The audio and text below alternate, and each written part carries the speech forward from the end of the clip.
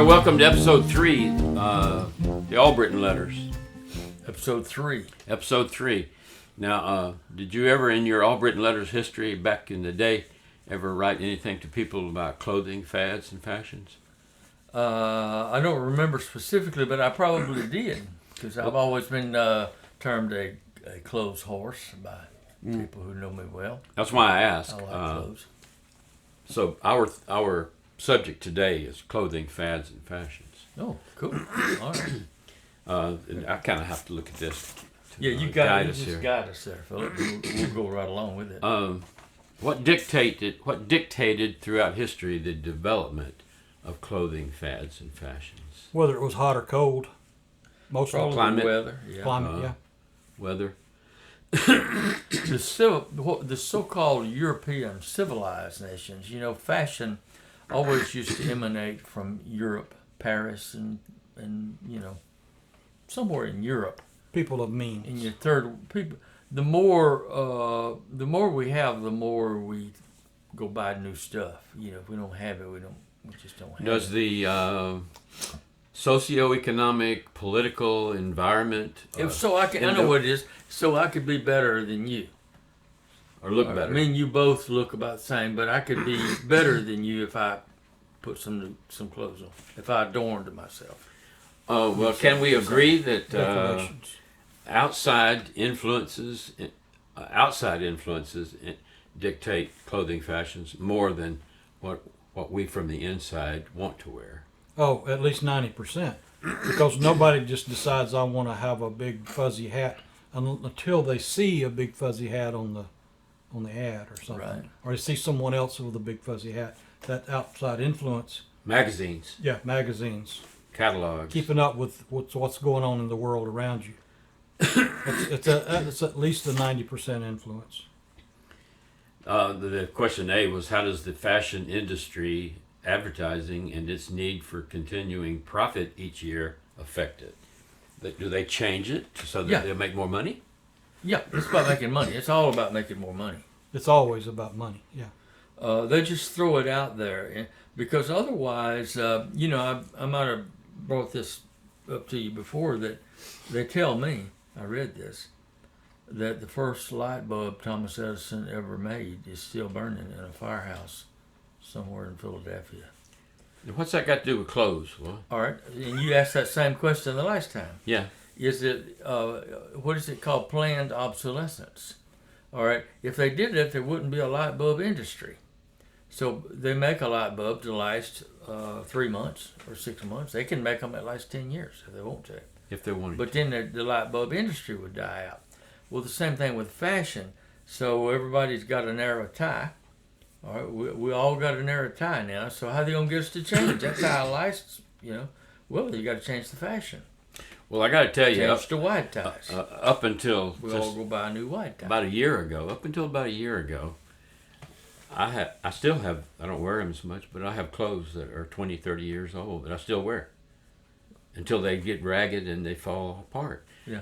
What was the point I was going to make? The obsolescence. Obsolescence. Clothes did not become obsolete with me. Well, that's part of your personality. Some people don't care about fashion, and some do. So that's a reason for changing fashions, because they want to buy new clothes. Well, yeah, you buy clothes according to, again, that environment is involved. When I'm in the Philippines, I only wear short pants.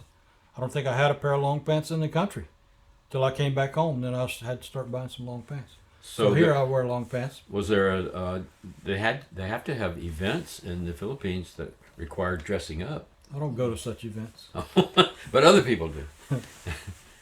Yeah, they do. And then a lot of the people that are from there will wear like a suit and a fuzzy clothes, and they overdress, but they're used to it. They don't sweat. If you come from a white people world, you sweat more than the dark-skinned people. I mean, I think that's probably a fact. Tropical climate. Tropical climate. You got to adjust to wherever you are. And incidentally, my short pants some of them are probably 20 years old. Now let's say the the fashion world, those that control the fashion out there in New York or Paris or wherever, and they put out a new catalog for their clothing line. Do they do it for winter styles and summer styles, or is it just you have to choose what you wear to keep warm or colder? Are the styles dictated by fashion industry? I think the environment dictates when they change their styles. Because you're going to get a winter catalog and a summer catalog and a spring catalog and a school days catalog. You get a different, they do one every month, a new fashion every month, because it stimulates the sales. Now, the fashion business is much more advanced than it was even when we were growing up, just in the 50s and 60s. Mama bought us all 2 or 3 pair of dungarees. We all wore. That's what all the boys in school wore. There was no fads back then. Well, that was the fashion then. That was the fashion. That was the fashion. Yeah, jeans was the fashion. Jeans was the fashion. Yeah. But we didn't think too And those much. little short sleeve shirts with the collar that laid flat starched. Okay. They had different styles, but that was a fashion. Okay. Checkered. They were checkered. It wasn't as fine tuned as today, though. Do you think? I mean, today they jerk you around on every little thing. I mean, you look at the kids today, what they're wearing. Well, today you see And people they're wearing extremely those fashion conscious. jeans that to me and you look wore out, where they got the legs are split. It's all ripped They look up. like the clothes. They're raggedy. They look like raggedy clothes, but that's fad. That's fad. That's not That's necessarily fashion, as I understand fashion, but it's a fad, and it has grown popular among a lot of people, Well- mostly young people. right. Well, now let me point this up too. Philip says he's not a fashionista and he could care less, but that's really not true. Philip, for example, designed this logo right here that we have on our shirt. Philip was insistent that we should have a that's called what kind of bunny? Zombie bunny. A zombie bunny logo. We should be wearing these shirts, and so we adopted these as our logo. Why? Well, to project Branding. branding. And isn't that what fashion is? Is it brand? When you see me, I want you to get this or that impression when you see me. So I dress in a way that I believe projects that. Well, look at this hat Avis is wearing. Adidas. Nike shoes. There's all sorts of Yeah, clothing they all items. got their brand on there to identify itself. But you need to trademark that, by the way. I need a little trademark. Yeah, you need to trademark that before the millions catch on and try to The little copy it. T, yeah. We didn't put that in there, did we? Well, it's a little C. C, a little copyright. C with a circle. I'll put it on the video whenever No, actually, the C is a copyright. copyright. Yeah. Is this an invention? An invention is a T trademark. The C is something in writing generally, but I guess this would constitute a writing. I was told with my artwork and anything that I do that's projected out in the public, the little C with the circle on it, that gives you the right, and it's dated. It's dated with the C. If anybody tries to take it, you can go back and show, I had the C. Here's the date of it. You copyright whatever you create. Yeah, but if you created a, say, a device that fit in an air conditioner that would make an air conditioner more effective, and it's one of a kind, you would trademark that. That wouldn't be a copyright. That would be a You trade. get a patent, patent. for that. Yeah. But the signal you would put on it would not be a C. I think you'd put a T on it or something. It Like would have a registration process for a patent, but we're getting off topic. that. Okay. Just to protect, I mean, obviously that's came from Philip's brain to draw that bunny, zombie bunny. It's now going to be on the product of the Albritton Letters. It's going to be a trademark of the Albritton Letters. You wouldn't want somebody to come up with the Smith letters and start using the zombie bunny. That's right. It's going to be taken from your audience, because once the millions of people see the zombie bunny, they're going to relate that to the Albritton Letters. It's something that we're going to watch that. So if everybody else is trying to use that, and maybe in their YouTube pop up, it's click this, and it's the zombie bunny. Well, you're looking for Albritton Letters, and it's going to come up to be the Smith letters, or something like that. Well, getting back to the fad changes, Right. fashion trends. Do you think there's a psychological need in us, as the human people that are all of us running, not the trendsetters, not the catalogs, not Paris or New York, but all of us? Is there a psychological need to change our look, to change? Yes, and again, I'll take it to your beard. See, Philip's got a beard on now. He cuts it off and then has it on just to change his look. You're trying to project something, aren't you? Well, basically, my need is to hide my face because I don't think I look good without a beard. I have a sagging, neck, and so with the beard and the mustache, it kind of hides my real persona. How would you like to be perceived? Just like this. Which would tell me what about you? I'm hiding. I'm hiding something. I don't see that though. See, if I see you for the first time, I don't say there's a guy that's hiding. I would say, oh, that guy's an artist, isn't he? Or he's Well, yeah, he must be a balladeer singer like Burl Ives. I think that's outside perceptions of others. Yeah. Well, that's what it's all about. It's perception, Like the guy at not truth. at the barbecue place in Bruton when I first went there. He said, I really like your beard and mustache. He said, you're not from around here, are you? I said, why do you say that? He says, but because nobody around here keeps their beard and mustache trimmed like and that. neat like that. They're all look like just bearded old rednecks. Well, yeah, they're idiots. They just haven't shaved in a long time. Yeah. Well, how do regional or international boundaries and different climates affect different fashions? Regional, I mean by New England versus Southwestern or Southeast, different regions or different countries. Do Europeans have different style choices than we do? Yes, they do. If you go to Colorado, you'll see a lot of cowboys, or Texas, you'll see a lot of hats. A lot of big hats. Yep. And Wyoming. boots. Everybody wears boots. Yeah, there are regional things that fit in that region, like the hat. There you go. Now, you wear a cowboy hat in the Philippines, everybody's gonna holler at you, "Yeehaw! Where's your horse?" Hee hee. Yeah. They're gonna think you're a cowboy because that's all they know. Well, They same saw way it in on New TV. York. You go to Yeah. New York and wear a cowboy hat down Broadway. They think you just flew in from Texas. Yeah. Yeah. What kind of who are you? Yeah. Well, when I was on my mission, I know that's been many years ago, over 50 years ago, but in Europe, I was in Austria, and I had to wear suits. On my mission, we wore suits. Well, the suit that I wore over there from America was typical what was being worn in the Polyester or in something. the late 60s. Yeah. Yeah. So when I got over there and it was time to buy another suit, I went in shopping for suits, and that was a different experience. They were so comfortable. They were all made from virgin wool, the finest. It wasn't fuzzy wool. It was the finest fabric you could expect. And the pants had a taper. It tapered down to almost a bell-bottom style. The jackets were form-fitted, and it just fit differently. And you look at yourself in the mirror, and you look different.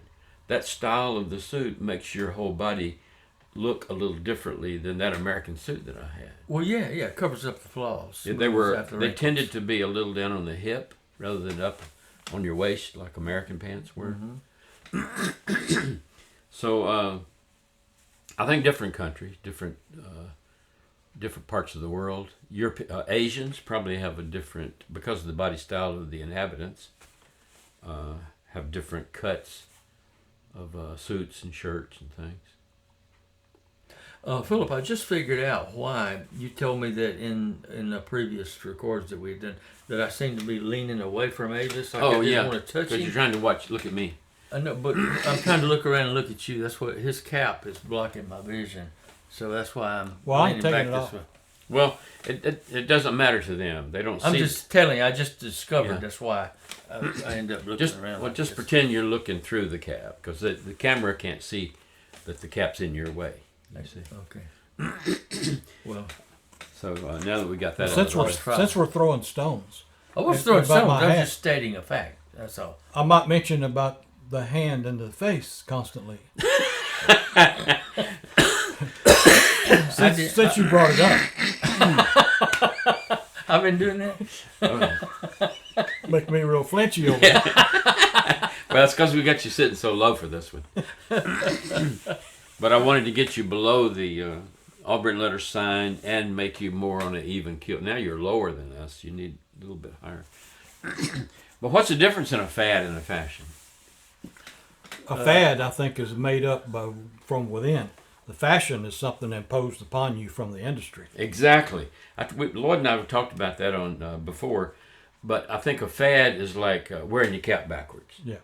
Or keeping your jeans down below your underwear. That's like a fad. But I would add to that also, it seems to me, when I use the terms, a fad is temporary, where a fashion could be longer term. You could have a fashion last years. That would be the fashion. But a fad is inherently something temporary. Temporary, yeah. When I was in high school, it was a fashion trend to wear those little London fog jackets. Yeah. They were the short jackets, they were, the old guys would wear them everywhere because they warded off the water and they were durable. Yeah. Well, in high school, we adopted those London fog jackets, but we didn't wear them like the old guys. We turned the collar up and we took the sleeves and unbuttoned them. We had unbuttoned sleeves on those things so they'd hang down over our hands and our collar was up. And boy, you weren't fashionable, you weren't trendy without doing that fad. Same thing wearing shoes without socks. Even though it was a London fog jacket, Yeah. you didn't wear it right. We didn't wear it right. We wore it within our own fad realm. Right, yeah. Uh, So the jacket might have been the fashion, but the style, the way you're wearing it is the fad. the fad, yeah. Interesting story. You remember the old movie star Clark Gable, who was a very famous. Well, I personally don't remember him, but I saw him in some movies. You remember him on the movies, yeah. He crashed the T-shirt industry when in a movie, one summer's day or something like that, he took his shirt off and he didn't have on an undershirt. I mean, that was just for the movie. And T-shirt sales just like went in the dirt. Yeah. People saw Because that. they all wanted Clark to Gable. emulate him. Yeah, Yeah, and they said we shouldn't be wearing a T-shirt anymore. He and said- everybody quit buying T-shirts. He set a trend. He said a trend, yeah. Trying to keep an eye on that. So that became a fashion or a fad? Probably a fad. That was a fad, I imagine. Because a T-shirt serves a practical purpose, doesn't it? Well, not always. It's not always practical. It's like a style because you see the T-shirt under your regular shirt. That's a visual from. Well, in the Marine Corps, I notice in the Marines now, I see the Marines without a T-shirt. But in my day, you had to have a T-shirt. Yeah. Yeah. Did you have one? Well, You had to I have a went through T-shirt several under your dress different rules on the T-shirts. Sometimes they had the green T-shirt. Sometimes you had the regular. You had to see the neck, and sometimes you had to have a V-neck. You didn't want to see the neck, depending on who the commandant was that particular week. Okay. So they changed those little trivial rules all along the way, and some made sense and some didn't make sense. But the T-shirt, if you're going to wear a T-shirt, it had to be a V-neck. Oh, really? Yeah, because they didn't want to see any white up here in your shirt. Because see, in my day, it had to be a round neck. We didn't do V-necks. I forget which commandant imposed that, but the V-neck became it's not that the V-neck was mandatory.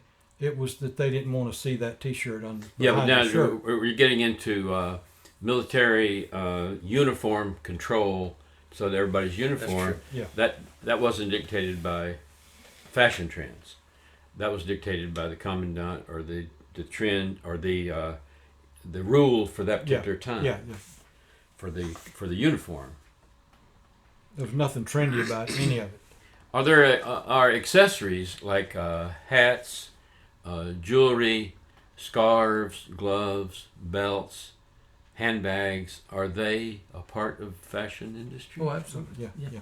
Absolutely. Accessories are always part You know, when I went up to New York, lived up there for a few years, and I never wore jewelry, and I don't wear any jewelry anymore. Jewelry, yeah. But for during that period of time, I decided to get flashy, and I was ended up after a couple of years, I was wearing a ring on every hand, and I wore the black shirt, the mafia, and I had my hair long, and I was slicking it back and everything, and You're a chameleon, Lloyd. You did the same thing in Colorado.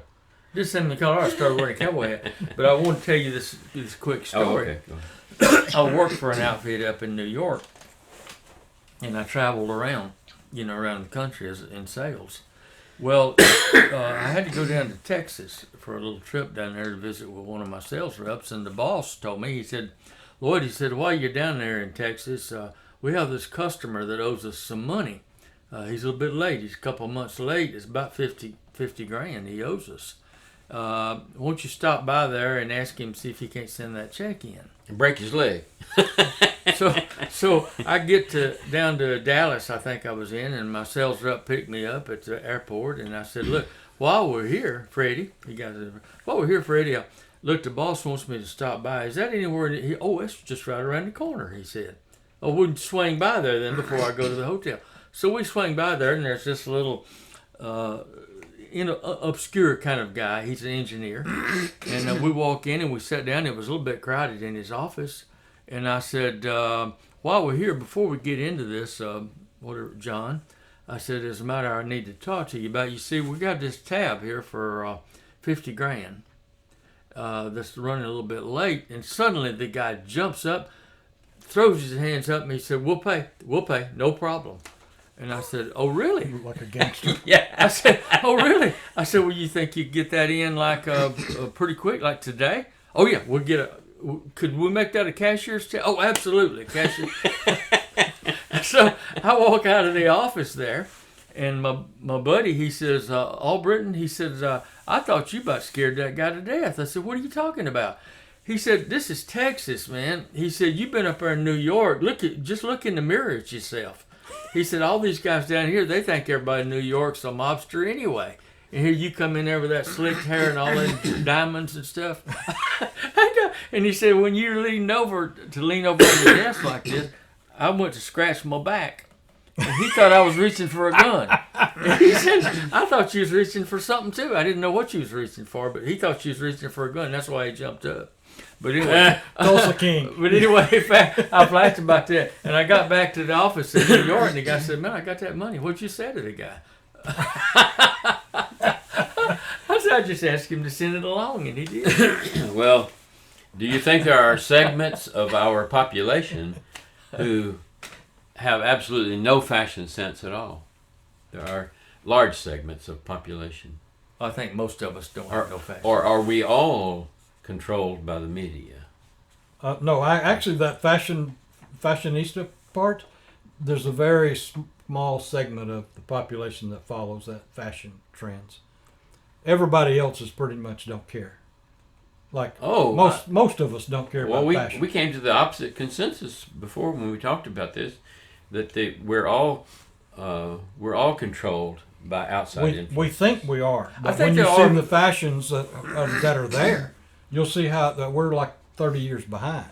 I think there are personalities in society who are cutting edge fashion leaders. They're always doing something stupid.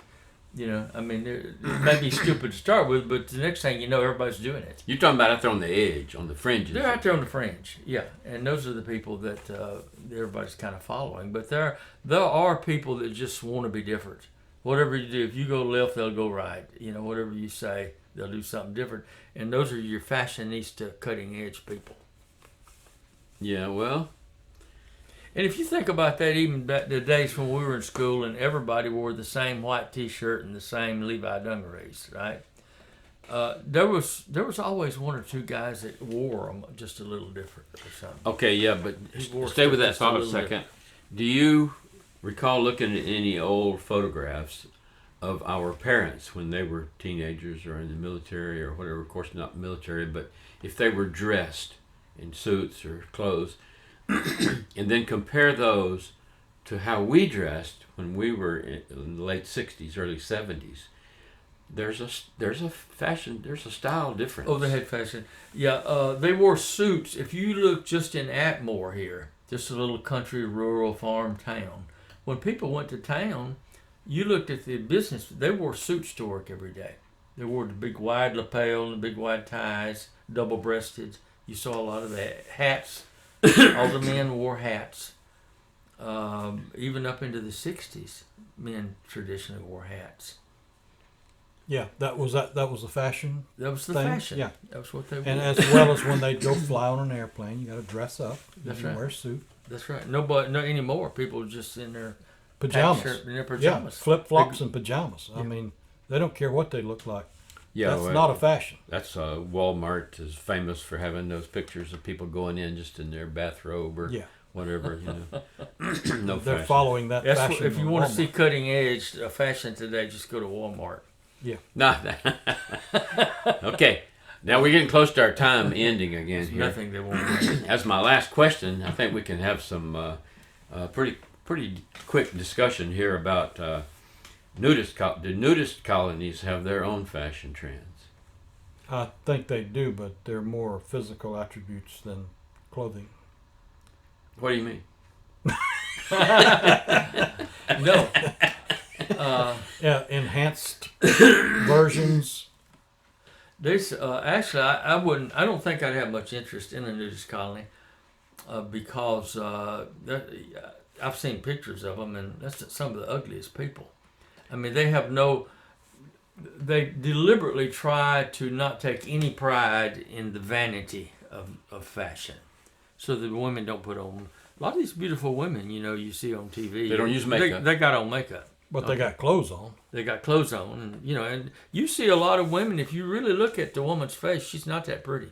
Well, part of the But allure, she's beautiful. the allure of a Fashion. nudist colony is the fact that you can shed everything. You don't have clothes, you don't have makeup, But most people, like you said, with you not being happy with your face, most of us have flaws. We don't go around telling people about them, but when we look in the mirror, we don't particularly like that about ourselves. So we hide it, either with a beard or You can't with always- a cap. Or, can't always hide everything.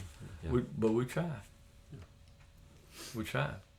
You got anything else to talk about? Any personal fad ideas you had over the years? Well, I'm often accused of trying to be fashionable because I wear black a lot. But the reason I wear black a lot is because I'm colorblind. The 70s drove me crazy when they used to have multiple colors in a tie or plaided breeches. Because when I see those little colors, I couldn't tell the difference between purple and slurple, But black and white is basically all I see. So when I put on clothes, I feel more comfortable in a solid color because I can tell this is not white. Right? Yeah, you can It's you black. can feel assured that you didn't mess it up on I didn't the mess color it up. coordination. Right. Yeah. And that's one reason that I do. It's not altogether a fashion. It's just what I look and feel comfortable in. I don't know. There's something about this discussion here today that's just Didn't go right. It's compelled me to go buy me a white shirt and a new tie. Well, Philip is big into bow ties. I don't know whether you knew this, Avis, but Philip, Notice. he likes the professor look. He comes to church. Nobody wears a bow tie anymore but Philip. And that's his... It's my fashion shtick. statement. That's his fashion. His shtick. It's a unique thing. And it looks right on Philip. I wouldn't dare do it. Yeah, it looks good on Philip. He's an artist, but it wouldn't look good on me or you. No. We look like we're I trying to wouldn't be like Philip. I'm trying to be like somebody because that ain't who you are, But Yeah. that is who Philip is. Yeah. Okay, we're at the end of another episode time-wise. I'm sure we could continue talking like this for another 30 minutes, but I'm sure. we got to call it the end. Have we solved anything, though? We don't solve things We here. don't solve things. We just bring up the problem. We just talk about the it. issues. Okay. And I like that. yeah. So long again from the Albritton Letters. There's my brother Lloyd, my other brother Avis, and myself, Philip.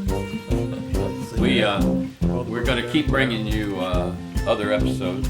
I think our next one is I don't even know what the subject is going to be. What if we run out of subjects? We're not going to run out of subjects. We can't do that. Are you familiar with this family? All right. Goodbye, y'all. Adios. So long. Shut her down, Rube.